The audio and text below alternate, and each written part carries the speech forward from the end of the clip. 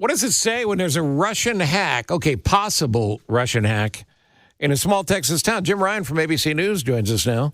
Hey, Steve. What is this, Jim, like a test run? Or are they so embedded in our systems in this country that they have time for small towns? I don't even get it.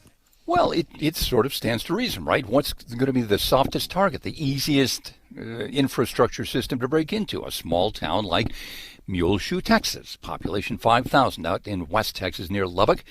It kind of stands to reason. The password, the city manager has acknowledged that the password that gets him and other city staff into the water system hasn't been changed in 10 years. Well, that's a problem. So, do we know what it was? Was it 1, 2, 3, 4? And pound sign. Password. So, yeah, they kind of brought it on themselves, I suppose. But it should be a wake-up call to other communities. I suspect there are small towns around the country where the password hasn't been changed in years, where the malware protection is not up to date, where software hasn't been purchased to keep their infrastructure safe against hackers. And so, yeah, Muleshoe becomes the canary in the coal mine. It's the one in January that suddenly the water tower there in the middle of town overflowed, and it sent thousands of gallons of water down into the street. The city thought it was a mechanical issue and got it all cleaned up, got the problem fixed. Well, we come to find out from a Google cybersecurity branch, and also from others, and then from a Russian hacking group itself, that the Russian hacking group was responsible, that this group Sandworm went on Telegram, which is a social media platform, to brag about this, saying, yeah, that was our work. We're the ones who got into the Muleshoe, Texas water department, busted it, broke down or shut down a pump and sent water down into the street. That was us. This may be the first time that this group or others have successfully gotten into a municipal infrastructure like this. Andrea. Oh my God. Okay, so I guess the future implications of all of this is, as I was reading about it, is that there's more than 150,000 public water systems all across the country, Jim. So, as you said early on, we should probably start being a little more worried about our water and our infrastructure. I guess we change our passwords. Yeah. Right. Convincing your city leaders that, they didn't make the investment in updated software. Of course, there's an expense that goes with that. But losing thousands of gallons of water down into the street, there's an expense that goes with that, too. So, yeah, I think you're right. It's up to city leaders, community leaders, and their constituents to say, we need to do this. It's an investment in our own security, because there are actors out there, threat actors as they're known, trying to break into community infrastructures all over the place. In fact, that around that same time out there in Muleshoe, Texas, the communities of Lockney and Hale Center and some other ones out there in deep West Texas had hackers trying to break into them, presumably the same group. In Lockney, little tiny Lockney, they detected suspicious activity in the system that manages its water plants, and so it shut down, essentially pulled the plug, and then went in and updated everything and to keep this from happening. They didn't catch it in time in Muleshoe. I think about, you got to be old enough to understand the reference, but I think about the Hooterville water tower from the 60s, and the daughters of, jumping up out of there and flipping the towels over the top. And flipping the towels over the top. That's Uncle Joe. He's moving kind of slow at the junction, Petticoat Junction. And there's one train that comes to town, and Sam Drucker runs the store, and they all sit around the pickle barrel.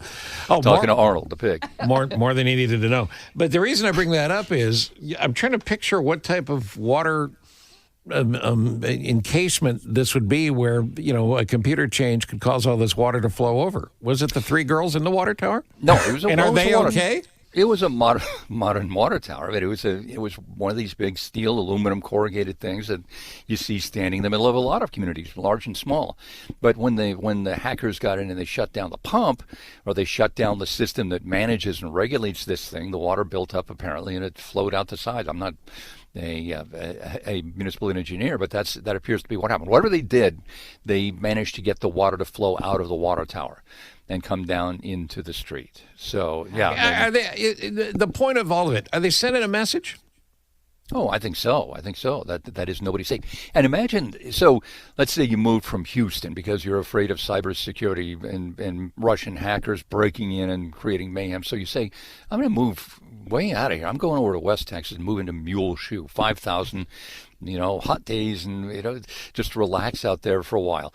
And then the Russian hackers hit Muleshoe. So I think there is a psychological effect that goes with that, right? That the message is that no place is really safe. But at the same time, Houston may be more impervious to this kind of thing than Muleshoe, Texas, because they spend the money on the infrastructure. They have a staff watching out for this kind of thing, an office back there that monitors Russian hackers. They don't have that in Muleshoe, Texas. When I was a kid, also growing up, and Jimmy, remember this, Walter Cronkite every night would have an ancient-looking graphic by today's standards of the amount of missiles we have versus the amount of missiles the Soviet Union has ready to go at any given time. At this point, I think we need 7-year-olds who understand cyber hacking. Oh, yeah. And a graphic of how many we have and how many they have, because we got to have enough of a cyber counterattack team that's ready to go. And sure. And obviously going after them, too. And obviously nobody in the Pentagon's going to go, yeah, we're fine. No. They're not going to give you specific numbers. They won't even tell Jim Ryan. No, they've got a building full of people, first of all, designed to watch for these kinds of things, but second, to keep it on the down low, right? They don't want that. Amazing. Years ago, we had firewalls. Company had all these, safety precautions. Are those is that over now? No. But as long as you keep it updated, and companies out there are working, that's their line of business. These malware protection companies, to ensure that people can't get in, whether that's somebody there locally or somebody in Moscow at the Kremlin sitting there hacking on a computer. These companies are designed to do that. But yes, it's up to the individual client or the person or the company or the city to make sure that stuff is upgraded. As a Texan, did you know there was a Muleshoe prior to this story? Sure. Oh, you did? Yeah. I don't know if I've ever been to Muleshoe, Texas, but I've heard about them. How about Bacon? Do you know about Bacon, Texas? We've got all sorts of towns like this. Gun Barrel City. Yep. How about Blanket and Bigfoot? Those are 2 Texas towns. Happy. Bug Tussle. That's an actual Texas town. I don't know about that. No, it is. I'm not. This is literally a list of Texas towns. There's a Texas town called Cut and Shoot. Yes, I've heard of Cut and Shoot. There's a little hotel. How about Los Ibanes? Los Ibanes? That Los sounds Ibanes? legit. Population 19. Well, that sounds about. There is a Texas town called Ding Dong. Yeah.